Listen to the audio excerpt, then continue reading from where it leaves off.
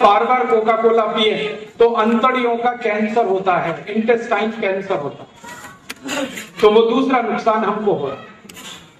भारत में एक बहुत बड़ा वैज्ञानिक संस्थान है, उसका नाम है CFTRI, central food for technological research institute. ये संस्थान कर्नाटक में है, मैसूर में। इस संस्थान के डायरेक्टर हैं प्रोफेसर MV प्रकाश, बहुत बड़े साइंटिस्ट हैं, डॉक्टर अब्दुल कलाम के वो कक्षा के मित्र हैं, क्लासमेट जिनको कहा जाता है। प्रोफेसर MV प्रकाश को एक बार मैंने कहा कि ये पेप्सी कोका कोला की जांच करके ये बताइए कि इसमें फास्फोरिक एसिड के अतिरिक्त और क्या मिलाया है। तो उन्होंने किया, 8 महीने के बाद उन्होंने बताया कि पेप्सी और कोका कोला में 14 तरह का विष या जहर मिलाया जाता है, और उसका नाम सुने तो आप परेशान हो जाएंगे। पेप्सी कोक में एक जहर मिलाया जाता है, उसका नाम है DDT, मच्छर मारने की दवा है ये, वो पेप्सी कोक में मिलाई जाती। दूसरा जहर मिलाया जाता है पेप्सी कोक में, उसका नाम है एंडोसल्फान। ये जंतुनाशक औषध है जिसको शेतकरी समाज स्प्रे करता है शेती। एक औषध इसमें मिलाई जाती है मेलाथियान, फिर एक औषध मिलाते हैं डाइक्रोमेट, फिर एक मिलाते हैं मोनोक्रोटोफॉस। ये जो औषध है वो वही है जो गुड नाइट में होता है। गुड नाइट आपने देखा, उसमें जो जंतुनाशक औषध है वो पेप्सी कोक में भी मिला है। मैंने प्रोफेसर MV प्रकाश को एक दिन पूछा कि ये इतने खतरनाक जहरीले केमिकल मोनोक्रोटोफॉस, डाइक्रोमेट, एंडोसल्फान, की पूछा था उनसे कि आप इसमें कोका कोला और पेप्सी कोला में DDT क्यों मिलाते हैं, एंडोसल्फान क्यों डालते हैं? बताया नहीं, उन्होंने जवाब नहीं दिया। तब मैंने प्रोफेसर प्रकाश को कहा कि अब क्या करें, तो उनका ऐसा करो, इस कंपनी के खिलाफ एक केस कर दो। तो ये सब आएंगे बताने के लिए। तो हमने भारत देश में राजस्थान का जो उच्च न्यायालय है जयपुर में, वहां पर एक केस कर दिया कंपनी के खिलाफ। और जैसे ही हमने केस किया तो कंपनी के सारे अधिकारी कोर्ट में आ गए। हाई कोर्ट ने उनसे पूछा आपने, तब उन्होंने आकर कोर्ट में बताया कि हमारी एक मजबूरी है। वो मजबूरी ये है कि जब हम ये बाटली भरते हैं कोका कोला की, तो बाटली भरने के 48 मिनट के बाद इसमें जंतु उत्पन्न हो जाते हैं, और ये जंतुओं की संख्या हर 48 मिनट में बढ़ती जाती है। और हमारी जो बाटली बनती है और बाजार में जब बिकती है तो इसमें 90 दिन खत्म हो जाते हैं, माने बाटली बनने से बिकने तक 90 दिन का समय लगता है। तो 3 महीने में बाटली में इतने जंतु आ जाते हैं कि कोई भी आंखों से देख सकता है, तो कोई देख लेगा जंतुओं को तो पिएगा नहीं। इसलिए इन बाटलियों में हम जंतुनाशक औषध मिला देते हैं ताकि जंतु मरते रहें, और कोई भी पिएगा तो उन्होंने कहा फिर वो उसकी समस्या है जो पिएगा विकलांग हो जाए। कितना खतरनाक। और एक साइंटिस्ट ने यहां तक कहा है रिपोर्ट में कि पेप्सी और कोका कोला का इंजेक्शन भर के, इंजेक्शन आता है ना जिसमें दवा नहीं भरना, पेप्सी कोला भरना, और किसी भी व्यक्ति को इंजेक्ट कर दो ब्लड में तो 15 मिनट में उसको हार्ट अटैक आ जाए। और एक वैज्ञानिक ने ये कहा है कि रोज अगर 1 बाटली 2 बाटली कोई भी पेप्सी पीता रहे, तीसरे साल में उसको नपुंसकता आ जाएगी, क्योंकि उसमें केमिकल इतने खतरनाक।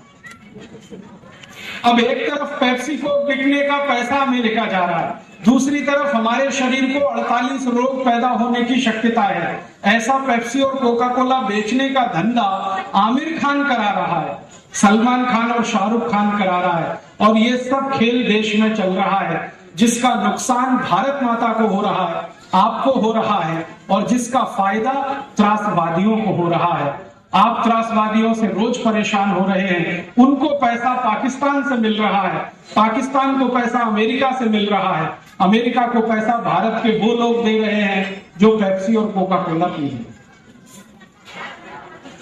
अभी आप विद्यार्थियों से मैं एक प्रश्न पूछना चाहता हूं कि पेप्सी कोला पीना चाहिए? तो मैं आपको बोलूंगा कि आप भारत माता के सबसे बड़े दुश्मन हैं और देशद्रोही हैं। तो आप बोलेंगे फिर हम क्या पिए? पीने के लिए सबसे अच्छा है ऊस का रस पीजिए, संतरे का रस पीजिए, मौसम्मी का रस पीजिए, आपको कुछ मिलता है अच्छा तो द्राक्ष का रस पीजिए, गाजर का रस पीजिए, टमाटर का रस पीजिए। कुछ नहीं मिलता तो नींबू की शिकंजी पीजिए, नारियल का पानी पीजिए। वो भी नहीं मिलता है तो मिट्टी के घड़े का पानी पीजिए। वो पेप्सी कोक से अच्छा है क्वालिटी में और कीमत में सस्ता है। आप सब भारतवासी अगर ये बात मान लें कि पेप्सी कोक ना पिए तो एक वर्ष में देश का 7,000 कोटी रुपए बचेगा। उतने ही रुपए से ऊस का रस पिए तो 7,000 कोटी रुपए का ऊस का रस बिकेगा। 7,000 कोटी का अगर ऊस का रस बिकेगा तो दर वर्षी शेतकरी समाज को जो ऊस उत्पन्न करता है उसको 7,000 कोटी रुपए का लाभ होगा। और मैंने एक दिन जोड़ा है हिसाब कि 10 वर्ष में हिंदुस्तान का हर शेतकरी जो ऊस उत्पन्न कर रहा है वो कोटिपति हो जाएगा और फिर कभी भी आत्महत्या करने का काम नहीं करेगा।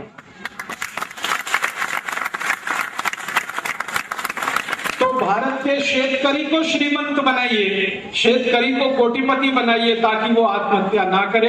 इसलिए ऊस का रस पीजिए, पेप्सी को कभी मत पीजिए। ऊस का रस ना मिले तो संतरे का रस पीजिए, तो भी मुनाफा शेतकरी को ही मिलेगा। संतरे का रस ना मिले तो ये मौसमी का रस, द्राक्ष का रस पी लीजिए, तो भी पैसा शेतकरी को मिलेगा। माने ऐसा सॉफ्ट ड्रिंक पीजिए जो भगवान का बनाया हुआ और शेतकरी को लाभ पहुंचाने वाला। करेंगे? और अगर आपने ये किया तो एक बहुत बड़ी क्रांति इस देश में हो जाएगी, जैसे कभी 1857 में इस देश में हुई थी। 1857 की क्रांति जिन्होंने की उनको हम बड़े श्रद्धा से याद करते हैं।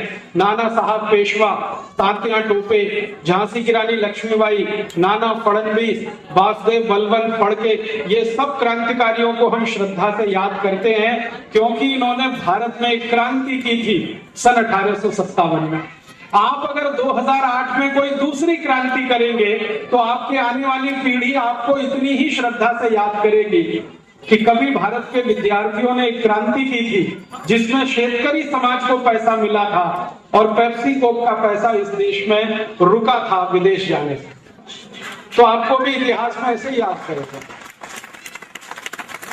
ये संधि आपके पास है, आप अपने जीवन में एक संकल्प लेकर इसको पूरा कर सकते हैं।